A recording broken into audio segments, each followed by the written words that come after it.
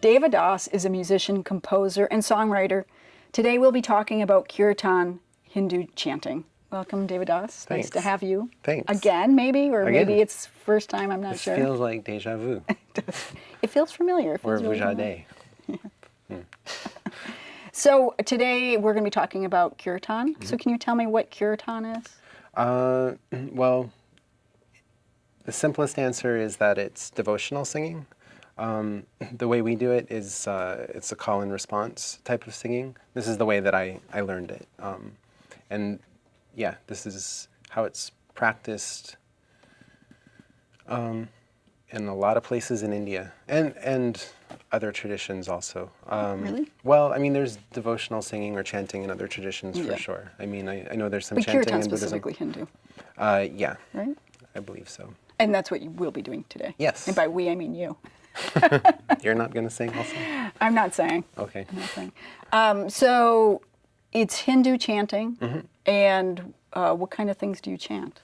Mostly, I mean, kirtan can actually be, they can be songs about deities. Mostly what we do here is we sing names. Here being the United States? Well, New York I specifically? mean, there's all these... Brooklyn? Brooklyn in only? Brooklyn only, In yeah. Brooklyn, the way we do it. No, what we typically sing are called divine names, and these are sung in India also.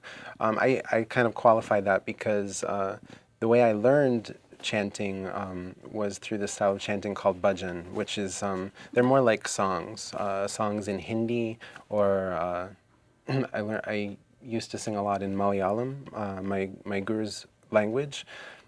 So they're songs with verses and choruses and everything like that, and they're call and response. The singer will sing a verse and then we'll respond. But there's another style, which is, they're called namavalis. They're basically just divine names. Yeah, and there are all kinds of them. There are names like Om Namah Shivaya, or Hare Krishna Mahamantra, or singing to Radha Govinda or Narayana. It's kind of like almost like a japa practice, but set to music. A japa practice. Japa practice. Oh, it's just like japa practice. Oh, yeah. Well, you know, a japa practice is like taking a mantra and repeating it a certain number of times. This we're doing... And mantra being just like a phrase, a word phrase that you would just repeat. Yes, yes, absolutely. Yeah, and having the music kind of sweetens it a little bit. You know, sometimes when I go do yoga, we do a little chanting before and after. Is that kirtan? Or Yeah, I think so. maybe? Any sort of Something like like call and response, chanting or singing, you could call kirtan. It specifically doesn't have to be call and response? Or No, not really. really. I mean, well, actually, I'm not Or is sure. it more like a I don't know. sing-along? I don't know. Sing-along? Like- I mean, you can definitely have some very nice kirtans on your own, sitting in front of, sitting down with your harmonium or whatever. But it's typically done in a group. Oh, typically dining group. Because that was going to be my next question, was I was going to ask about that. Can I do it alone? I was scooping your question. Oh, dang! Told you not to do that. I'm not going to send people questions in advance. Yeah, yeah, you can do it by yourself for sure, for sure. So if I wanted to do that, I don't know if I wanted to do that, how would I learn? Are they like specifically like songs? I mean, or is it just like words and you can put it to any melody you want? Or how does Yeah, that... I mean, like for example, you know, we will sing like the Hare Krishna Mahamantra. This is a mantra that's sung all over India, but it's sung sung with like a million different melodies.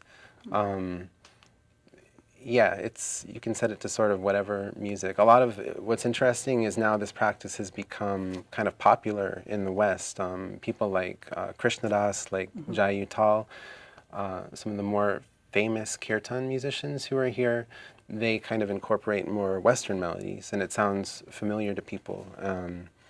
Yeah, you can set it to anything, really. I mean, are you saying that you can make up your own melody, or are you saying... Sure. Oh, really? Do you? Occasionally. I actually, not so often. I really have a love for Indian melodies. they're more interesting to me. I mean, I kind of grew up as a songwriter, and I still compose a lot. But when I'm chanting, I like those melodies. They feel to me like they carry sort of a timelessness with them. It feels like, you know, some of the melodies that we sing when we're digging into those traditional melodies, that they've been sung for hundreds of years, which is nice. It deepens the experience for me, not for everyone. Some people hear the melodies that I sing and they're like, what is that? Mm-hmm. That's off key. Yeah. Huh. So in India, do they do these in the temples? Like in the temples and in homes and in the streets. Oh. It's a very common practice. I mean, I'm not so sure, but I would almost venture to say that it's at least as common as, you know, yoga asana practice is so popular here now. I think in India this is probably at least as common as that, if not more so maybe. It's just, you know, you find families doing it together. How fun is that, right? It's yeah, almost like the old-fashioned sing-along or something, right? Yeah, and actually I feel almost like it kind of, it fills a need for that. And I mean, I think people need to come together and sing. You know, not so long ago, that's what people did. Now we've become very passive with, I mean, forget about kirtan, just with music in general. People don't engage in it. You just like listen to it on your iPod and then you discard it, sort of. But to be invested together and getting together, you know, on a Friday night in Brooklyn, having like 30 people come into a small room and sing together is really an amazing thing. Yeah, I had read somewhere or heard somewhere that that singing together or doing anything musical, regardless of the type, you know, it can be, you know, Catholic or Buddhist or whatever it is, it synchronizes people's heartbeats and their breathing and their respiration and stuff, and it sort of, well, I mean, it has like a different, it doesn't, I can't say that it creates a different energy because I don't know that, but I mean, but there is like a situation where it creates like a, I don't know, like a community. And so they found that like in a community where people would chant together or meditate together, not meditate, chant together or sing together, that they would synchronize their lifestyles together, and that would bring harmony into their communities. I don't really know anything about that, but it makes a lot of sense in ways. And I mean, you find that in, well, also in yoga communities, but in kirtan, I mean, the people that I sing with are, you know, they wind up becoming, you know, your best friends. Well, so there you go, that's why. Yeah, it's all about who you hang with. So it's nice. It's like an added bonus to the practice. Yeah, well, now you know why it's happening. It's because you're all singing together and you're all chanting together. So why don't we go ahead and do a little kirtan chanting and see what that's like. Okay.